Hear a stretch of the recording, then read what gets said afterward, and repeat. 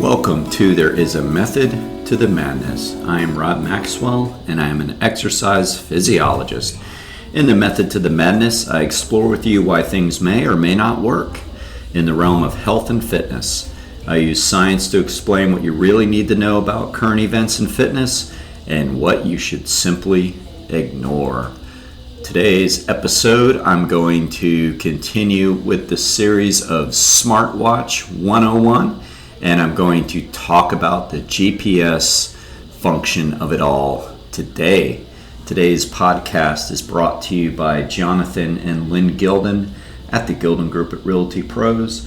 They currently have over 275 star reviews on Zillow and over 100 million in sales between the two of them.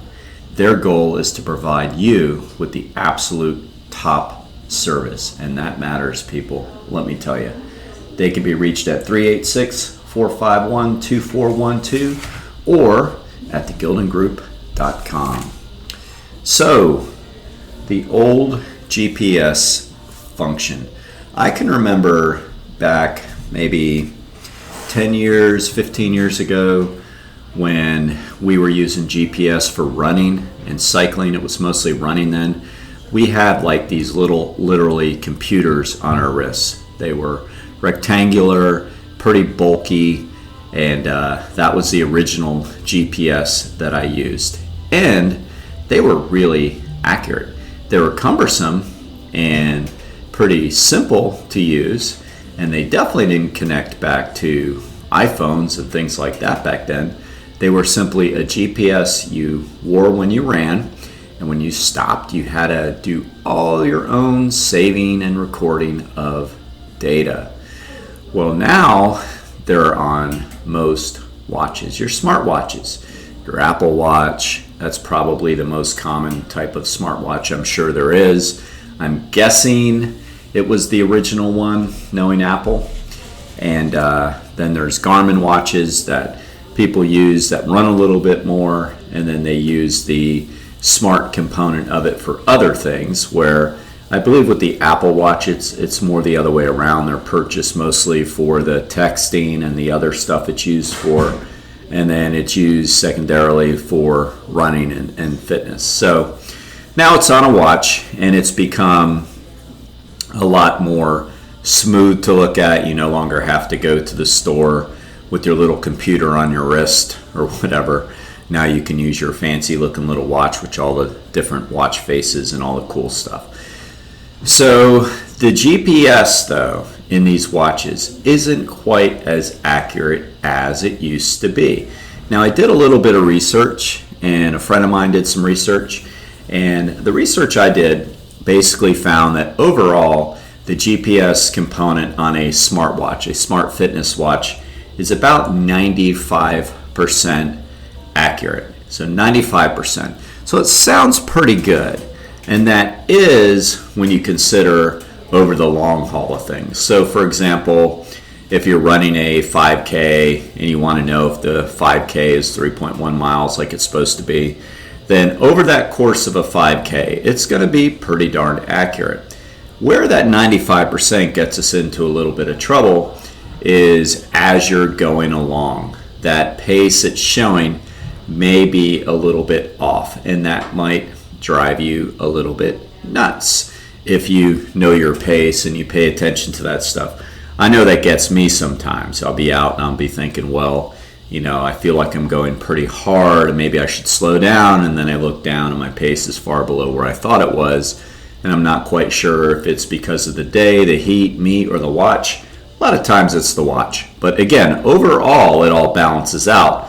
But in that moment time, in that live time, it could be a little bit off, and that's where that 95% comes in. So the best way to always get the best reading from the research I did was keep in mind that anywhere you have a lot of tree coverage, so canopies and things like that, or if you're in the city and there's a lot of tall buildings, you're not going to get quite the signal you would.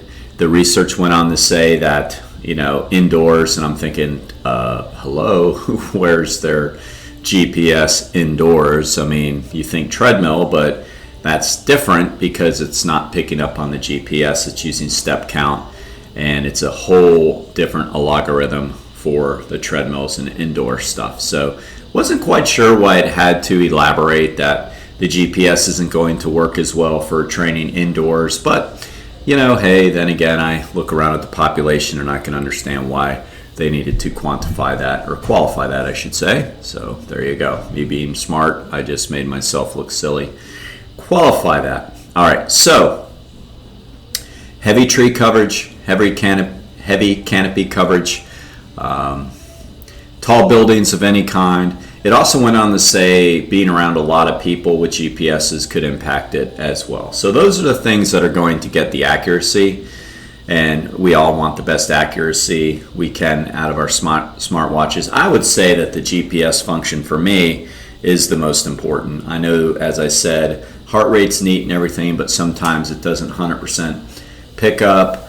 The the other functions are pretty cool, I suppose, when it tells you your VO2 max, as I talked about the other day. Caloric and all that stuff is all great, but for me, I want my smartwatch to be most accurate with the GPS. So there's that. Now, if you're really not familiar with all the GPS's capabilities, I mean, it's pretty cool. It could be for running. There's a different one for cycling, but it's picking up every activity you're doing. You naturally just have to select which activity you're doing.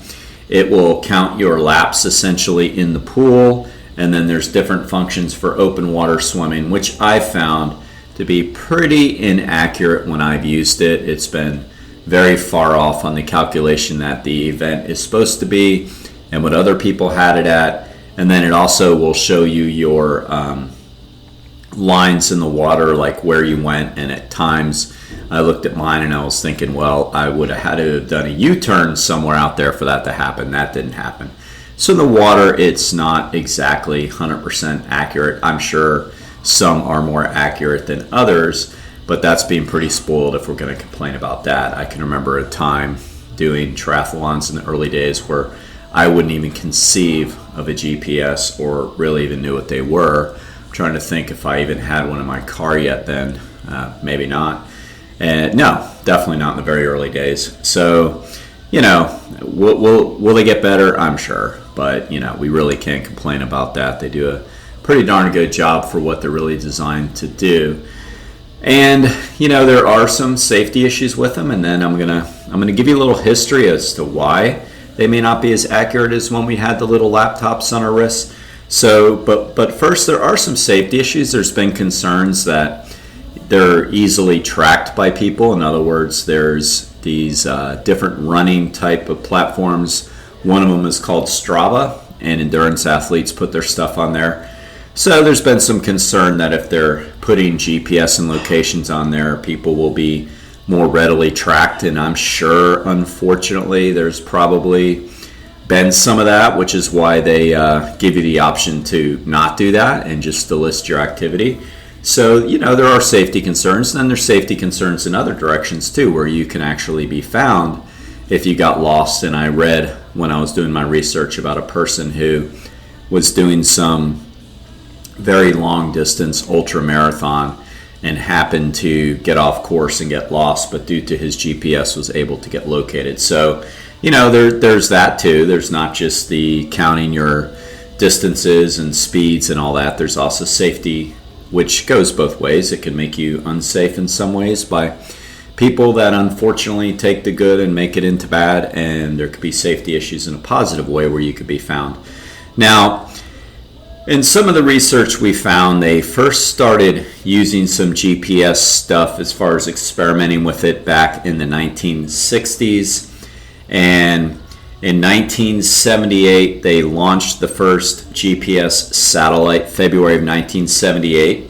It was launched by Rodewell International, if all of our research is correct. So that's pretty cool.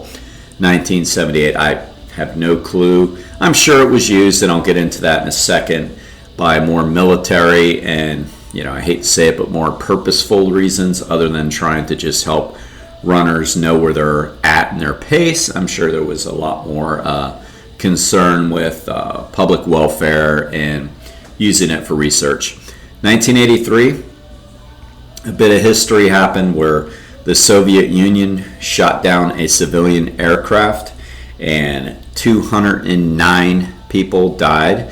I guess it got into Russian airspace due to some bad navigation. And so at this point in 1983, the president was Ronald Reagan, and he announced that GPS will be available to all of the public. Now, that's where, it's a good example of something that can go really well, and for some reason humans decide to take it in a bad direction. I heard in one of the podcasts I listen to Ryan Holiday a lot, and he and his guest were talking about nuclear energy, and I learned some things about nuclear energy.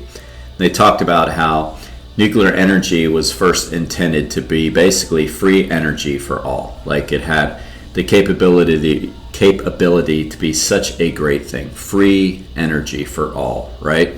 But then it got into the hands of some people who wanted to use it for not so good, and we ended up killing millions of people, making nuclear bombs. So it's like, okay, so now we really can't access this nuclear energy because it got turned into a weapon of war, which is kind of unfortunate that mankind feels the need to do such things. And I bring this up now because that's kind of what happened as we traced the GPSs. So in 1996, the president was Bill Clinton, and he issued a directive declaring GPS dual use system, one for military and one for civilian use. Because obviously, for the same reason, if everybody had the top-notch GPS, which is what the satellites were for the military, then again, it's getting into the hands of the wrong people, and they started doing some, bad things with it, like tracking military planes or tracking airliners to do harm to people, just for evil, basically. So he said we can't have one single GPS system, which again makes a lot of sense knowing human nature. There's going to be one for the military that nobody will have access to except for the powers that be in the military, and then we'll have one for civilian use, and he was able to make it to where that was going to be the case. Now, that lasted for, what were we looking at there, about 4 years, because what they found was some people were able to get into and use the military GPS. So companies were able to, sell it as we have the real GPS, which again could be good if it was used for good, but again, mankind steps in and decides it's going to track military jets. So in the year 2000, I don't know exactly what month, so again, we're going to have another presidential change here. In 2000, it must have been George W. Bush. He decided that selective availability was going to be discontinued. So in other words, that there was no way somebody was going to be able to scramble the use and use any of the military GPS. So they're able to scramble it to the point where now we have two distinct GPS systems than we have since 2000, which does explain why, when I go back to those early days, we had such good detection. I mean, you could put those little laptops on, turn them on, and it was like, oh wow. And I'm kidding when I say laptop, but the thing was a pretty big rectangle on your wrist. But you were going to, as soon as it said found signal, which would take longer back then, but good things were worth waiting for, because once it found you, then next thing you know, your pace was your pace, and it did a really, really good job. I mean, I can remember wearing these things for some of my early marathons, and it was like, God, it's like dead on. Like, this is really cool. And now, it's not quite as accurate. Now we're within 95%, which is still, again, pretty darn good. But this is why, because we're not able to use the best satellites that only the military uses, and I'm sure each country has their own way of doing this. I'm talking about the United States because that's where I am, that's where most of my listeners are, and so that's the story there. So we have what we have. It's pretty accurate. It's not 100% accurate, and it's a lot better than I guess not having it, I mean, that's a whole nother discussion. Do these things really help us, or do they harm us in a way? And I'm talking totally fitness now.